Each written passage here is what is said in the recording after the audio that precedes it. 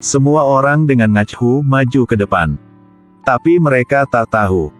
Saat mereka berjalan melewati semak-semak, sesosok tiba-tiba muncul. Ternyata adalah anggota suku Azakai yang tinggal di sini. Ketika semua orang pergi, dia mengeluarkan cangkangnya keong dan meniupnya.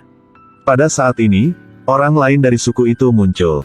Beberapa orang bersembunyi di bawah pohon. Beberapa bersembunyi di rumput. Pada titik ini, kepala suku mengisyaratkan keselamatan. Penduduk desa memulai kehidupan baru. Beberapa orang membangun tenda, yang lain membangun dapur. Mereka menampilkan makanan siap saji. Sekarang kepala suku memegang buku kuno. Setelah penyelidikan, dia menemukan 2 orang memakai tanduk di buku. Diikuti oleh 2 serigala. Yang baru saja melewati desa sangat mirip dengan deskripsi di buku. Saat ini, dia merasa semuanya tidak sederhana. Dia meramalkan bahwa akan ada kesengsaraan besar di desa. Orang-orang di desa sibuk. Anak-anak pergi keluar untuk bermain. Pohonnya penuh dengan buah yang matang. Anak-anak makan terus. Mereka suka buah ini. Mereka makan bersama. Semua orang senang berada di sini. Bocah itu tiba-tiba melihat jejak aneh. Setelah melihat dari dekat, dia menyadari ini adalah jejak kaki serigala. Di puncak gunung di belakang Bella muncul seekor serigala. Bella segera menyuruh anak-anak pulang. Untungnya serigala belum melihat anak-anak. Ketika dia kembali ke desa, Bella ingin segera memberitahu kepala desa. Tapi dia mendengar kepala desa berbicara dengan dewa. Tidak akan lama sebelum kesengsaraan besar akan terjadi. Malam itu, Bella melihat meteor terbang melintasi langit. Karena penasaran, dia mendekati tempat meteorit itu jatuh. Tempat ini terbakar. Di tengah api ada seorang berbaring. Sekarang, di kerajaan timur, ada juga banyak hal aneh yang terjadi. Wanita inilah seorang dokter. Pemilik pertanian datang untuk menemukannya. Dia ingin dokter memeriksa sapinya. Sapi ini kurus banget. Tapi perutnya besar. Pada saat ini, seorang aku lewat. Dia memeriksa susu sapi. Tapi susunya hitam dan lengket. Dia bertanya kepada pemiliknya di mana sapi biasanya merumput. Setelah mengetahui bahwa sapi merumput di Hoden, dia menjadi waspada. Dia ingin dokter pergi ke sana bersamanya. Mereka baru pergi. Anak janda lari ke gudang yang lama terkunci. Mereka menemukan pedang di sini. Polanya sangat aneh. Setelah perjalanan panjang, mereka mencapai Hoden. Desa di sini telah dihancurkan. Api membakar segalanya. Pergi ke rumah-rumah yang terbakar, mereka menemukan ada gua aneh di sini. Setelah melemparkan obor ke sana, pria itu menduga gua ini mungkin dibuat oleh monster.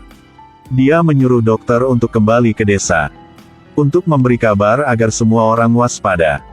Dan dia pergi jauh ke dalam gua untuk mencari monster.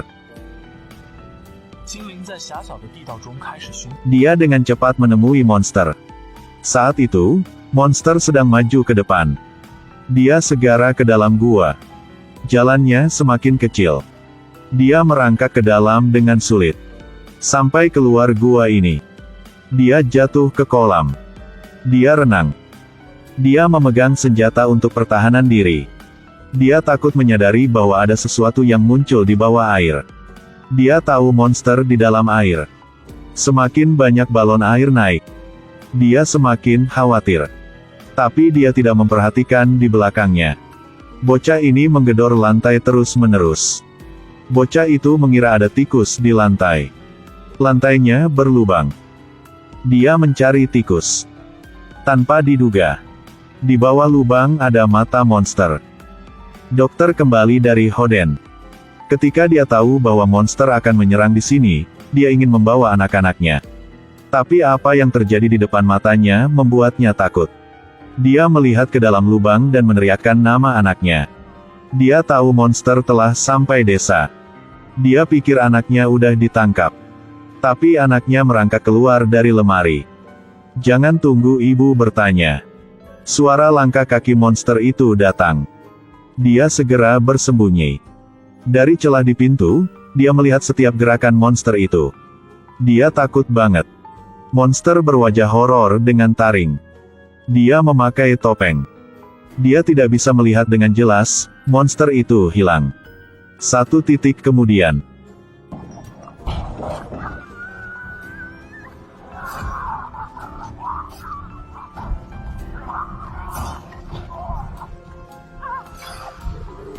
Monster mulai marah. Ia melepas topengnya dan bersiap untuk menyerang David.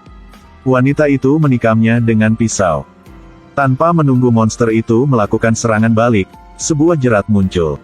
David ingin menggunakan tali untuk mengendalikan monster. Tidak berharap paku monster itu memutuskan talinya. Melihat putranya akan ditangkap, wanita itu menggunakan pedangnya untuk menyerang monster itu. Lalu dia memegang kepala monster.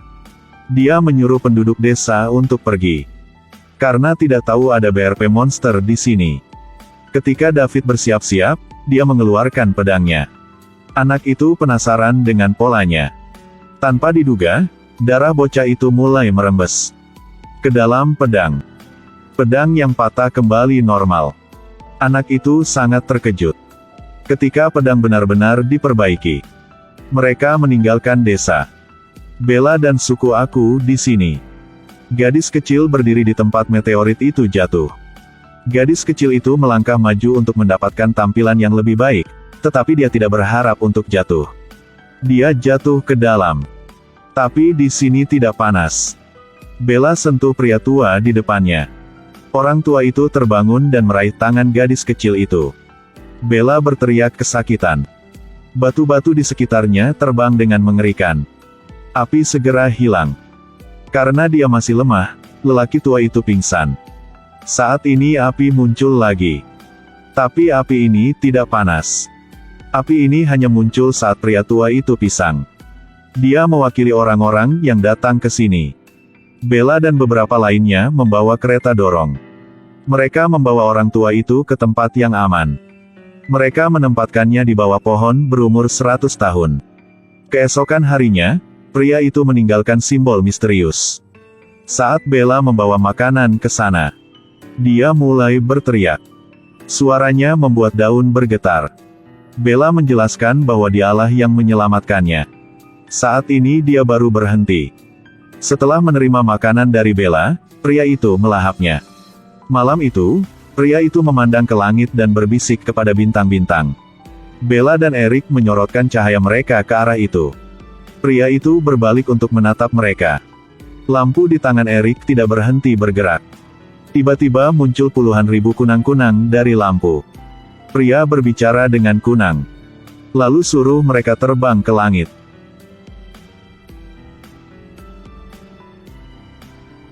Alice, penduduk desa aku sedang berenang di laut.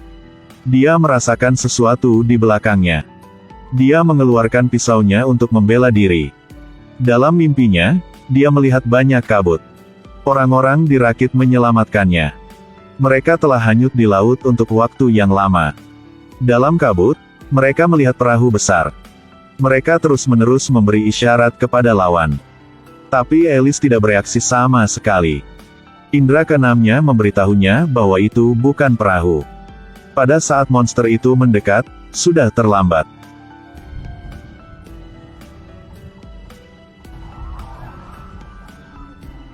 Monster menghancurkan perahu mereka.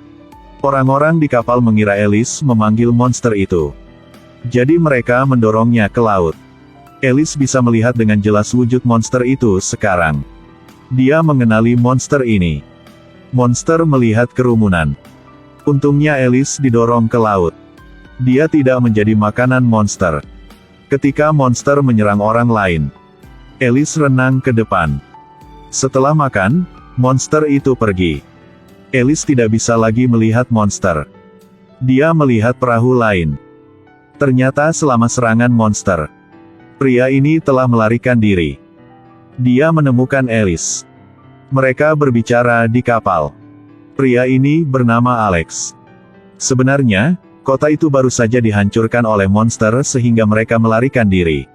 Alice masih mencari keberadaan monster itu. Dia tertarik banget. Kata orang monster ada di selatan bumi. Baru saja menyelesaikan kalimat, badai telah meningkat.